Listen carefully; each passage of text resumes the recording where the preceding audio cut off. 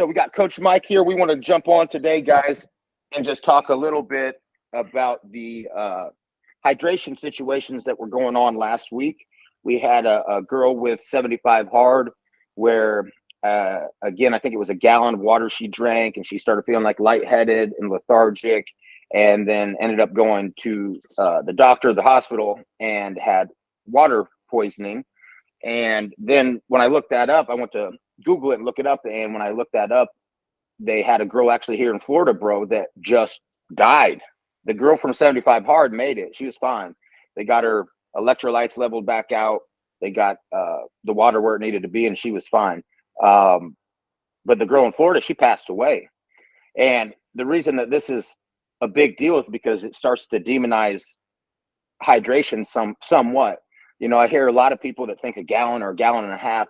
My buddy works at a hospital, and everybody, when he drinks a gallon or a gallon and a half in the day, they try to tell me he's drinking too much water.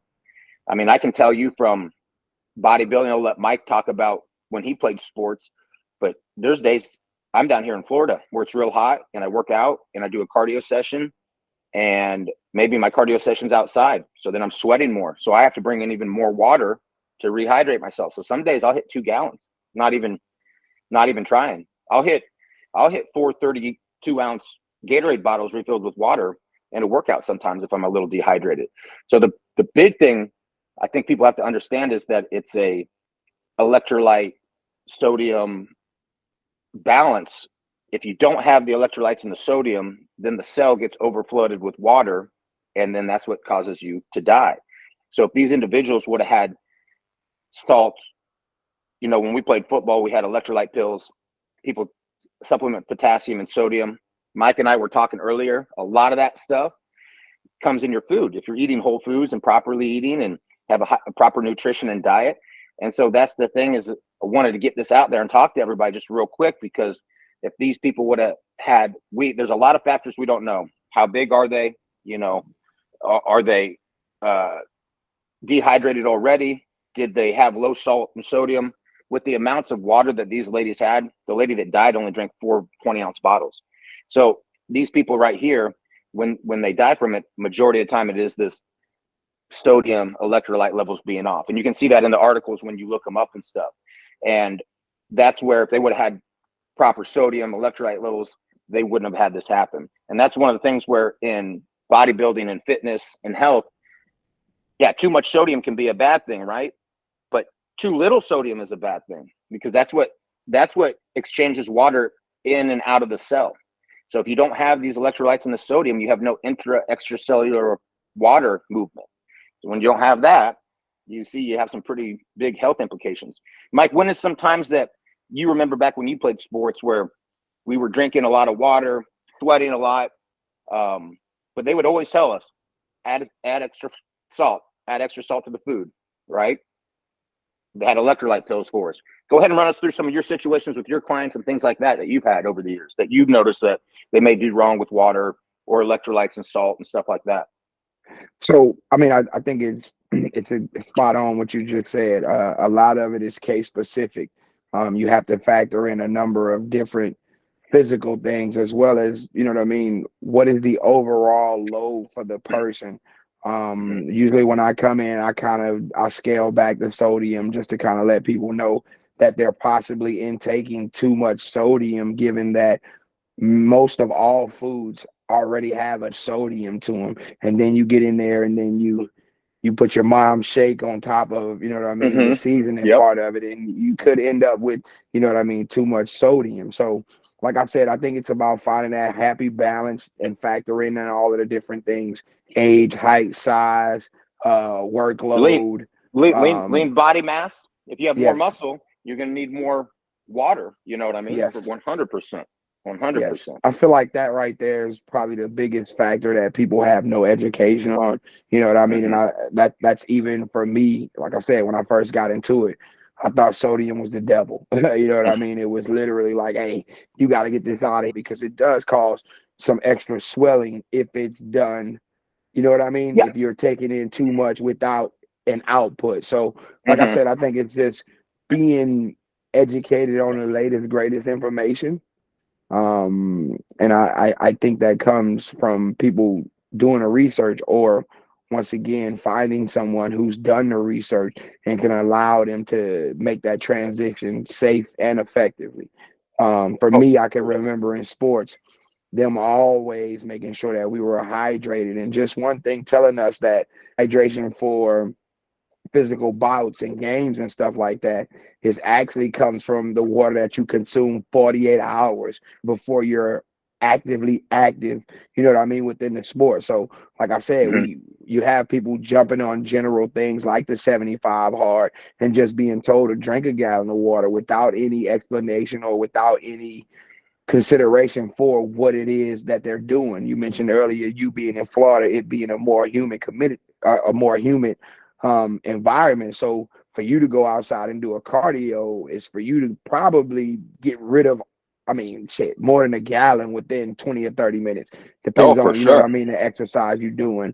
Right now, I'm And taking then my that's a clients. great example, like you said earlier, bro, that if you do too much water, yeah, you notice the swelling and you're retaining water and all that type of stuff. But then if you want to hold the water so you don't sweat it out too quick, you actually want to do that. You know what I'm saying? So that's where the people have the confusion because, yeah, normal everyday life, yeah, maybe if you're going on vacation and you don't want to look bloated or puffy, then maybe you lower the sodium a little bit. But if you're going out to do activity, this lady went out on the boat all day, like you're going to need some extra salt to hold that water in, or you're going to be chasing it all day. And if you don't have those electrolytes in there, then you can I mean, it's very hard to do, but it just was odd how both these things popped up, bang bang. Saw the 75 hard on social media, and then I tried to Google her, and this lady in Florida popped up. But it's just like Mike said, most people when they come to us, they have the SAD diet, the standard American diet, which is a lot of processed foods, a lot of packaged foods. When you're packaging and storing foods, there's a lot more salt in them. So a lot of times when they do come to us, that's the first thing we kind of start to bring down their sodium a little bit because they are usually really high. I think 2,000 milligrams is average, is like what they consider average. And so a lot of people are doing way more than that. And so that's the one thing that when they come to us, we do that. But then when they start to eat more whole foods, and then we have, like Mike said, add some of your Mrs. Dash or these different seasonings will have salt and sodium. I take potassium for a supplement, and that's an electrolyte. And I've just taken that because that's good for pumps and workouts and stuff like that. So those are the things right there that people don't know about. I didn't know about intracellular, extracellular water exchange until I started bodybuilding. And then I had to start learning more. And then I bought Dr. Lane Norton's book, and he went into some great depth and then started making a little bit more sense. I'd always known when we played sports, yeah, you have more water. And Mike brings up the 48 hours, which is a good point because the 48 hours for bodybuilding, we'll start pulling water around 24, 48, lowering the water down so that we can be depleted, and it makes it easier to add back in. Like Mike's saying, if you're 2 days out and you're dehydrated 2 days out, you really got to get on the ball if you're going to go out there and play a football game or go out there and do something physical and athletic. So you got to really stay on top of that water. And that's why we wanted to talk about this, because usually a gallon is pretty safe for most people. It might, if she was a smaller girl, it could have been a little bit less that she needed. She doesn't have as much muscle. It could have been a little bit less. But again, that amount of water, four 20-ounce, 12-ounce bottles, and the lady died. That's an electrolyte and a sodium issue right there. 100%. You, like I said, we'll probably post some of the articles and clips from the articles here in this little filming that we're doing, so you guys can see it. But they talk about that was the main cause right there. Mike, what do you do for your clients when they start to eat more whole foods and they're not getting as much salt? Do you have them measured out? Do you just tell them to add it to every meal? Because I know you guys go on some outdoor runs and stuff like that. So so it's real, it's so damn hot down here, bro. We don't usually do outdoor training. I notice you guys run a lot. So what's some of the coaching and tips you give your people to keep their hydration where it needs to So be? so once again, like I said, I'm really big on planning. If we're gonna get out on Saturday, then on Thursday, I kind of have them, you know what I mean, up the ante a little bit on what they're taking in, up the Mm-hmm. potassium, just to make sure that they aren't feeling like that drop. You know what I mean? It's almost like a sugar crash, but it's a sodium crash. And it's Mm-hmm. actually, like I said, it could make you dehydrated, make you feel like you're going to pass out some of the symptoms that they had. So for me, once I've taught them to kind of scale it back and to get into the more of the whole foods, then Mhm. I start to experiment. Like I said, a little bit. I'm not really big on the little cheesy drinks and shit like that. So usually what I tell them is to grab the little electrolyte packs Mhm. Yep. from Costco. I think like if you add it to one bottle of water, it's equivalent to drinking like 3 or 4 bottles of water as far as what it does for the body Like the and electrolyte levels and hydration. stuff. Yep, yep, yep. Got it. Very So nice. typically, I try to get them to going in that way within the 48 hours of what we're gonna do, and then I Mhm. also recommend a lot of natural fruits because you're gonna get a different level of hydration from them as well. Yep. Yep. 100%. Mike hit the nail on the head there. Like your fruits, your vegetables, obviously anything that you're eating, and you can like lettuce and your strawberries, like you can taste the juice in there. There's hydration in there. There's water in there. For bodybuilding, that's one thing that we have to think about with the athletes because we're trying. They don't go on a stage with no water. They go into the show day with very little water, so it's easier to add it in to get the correct pump and get us filled out correctly. But a lot of times, dude, I've had these bodybuilders where I coach them and they won't do any water day, 2 days from the show. So they look really flat and stringy. Sometimes they pull their salt completely. And the salt's what's important for transporting, just like you need water to transport carbs into the muscle. So the water, the carbs, the salt, these are potassium. These are all responsible for transferring these things into the cell, into the muscle. And so when I had these guys not doing it at all, I was like, holy shit, like even in this sport, there's some old school coaching and old school methods where they think that okay, they used to do no salt, but now the science is getting a lot further, and now we're getting I think the best thing now is now we're getting explanations, right? Like when we played football, we didn't get any explanation like what we just talked about on here. We just got told like add salt to each meal and take these pills before you go out to practice. Like when we were at Southern, every meeting they come in with the big bottle of electrolyte pills.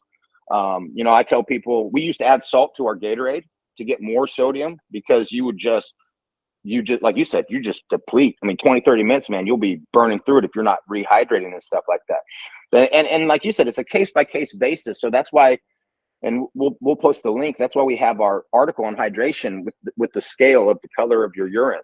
And then if you're taking vitamins or anything like that, it might change the color of your urine. So then you're looking at the amount and the frequency of your urination. One thing with the girl that drank a gallon, if she drank a gallon throughout the entire day, it would be 16 hours roughly. So let's say 16 hours she drank a gallon. That's pretty even spread. That's the entire day that you're awake and you're drinking. And now she drank the 1 gallon in the first third of the day, in the first quarter of the day.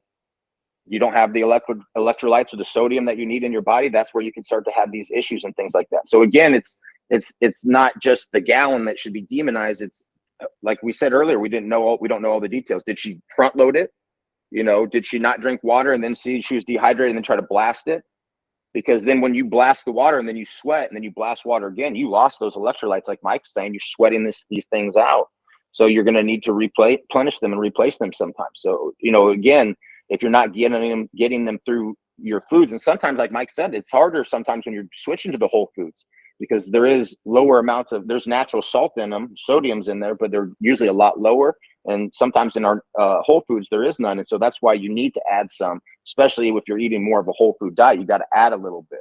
But like we said, it's a balancing game because if you do too much and you start to notice like blood pressure issues and maybe your resting heart rate's higher, okay, then let's look into the diet and see if we can make some adjustments to help us out with that. But, for the most part, if you find your sweet spot, like we could probably ask Mike right now, Mike, what right now is your sweet spot for your amount of water in the day? Like where you're not dehydrated. So for me, man, it kind of fluctuates. I kind of do mine based off of what I'm training, what type of training I'm doing. Mm-hmm. Typically, when I work out at my gym, it's a little bit hotter in there. It's easy to Mm-hmm. keep my heart rate somewhere between like 140 and 160. So Gotcha. that's probably when I drink the most water during a workout. But typically, Mm-hmm. man, I'm typically hydrated enough to go into my workout and kind of sip just to keep my, you know what I mean, just to keep my That's good. throat from being dry. But unless I'm in that high intensity, you know what I mean, range, Mm-hmm. I'm typically hydrated, you know what I mean, pretty well throughout the week. And for me, man, I would say I'm probably getting at least 4 liters in a day, at All least. right. You know what I mean? And if Very nice. if it's a crazy day, you know what I mean, where I plan to, where it happened to me one time, man. I woke up, I went and did a 3 mile run, and then I went and done a 90 minutes of hot yoga. Oh, damn, buddy. You really pushed through the water there. You had to have a lot that day then. Oh my God. I didn't even realize that, man. And what Yeah. it done to my body afterwards, bro, it'll Oh, never happen to me again. It'll never happen to me again. It was shitty. Like I oh had yeah. the headache, I had the shakes, I was tired. I was like, you know what I mean? And yoga is supposed to be pretty relaxing, man. But from that 3 mile run and then the 90 minutes of the hot yoga, my Yeah. body was basically tapped out, man. Like I had Oh. never really had that feeling before. And it's so crazy that now we're having this conversation.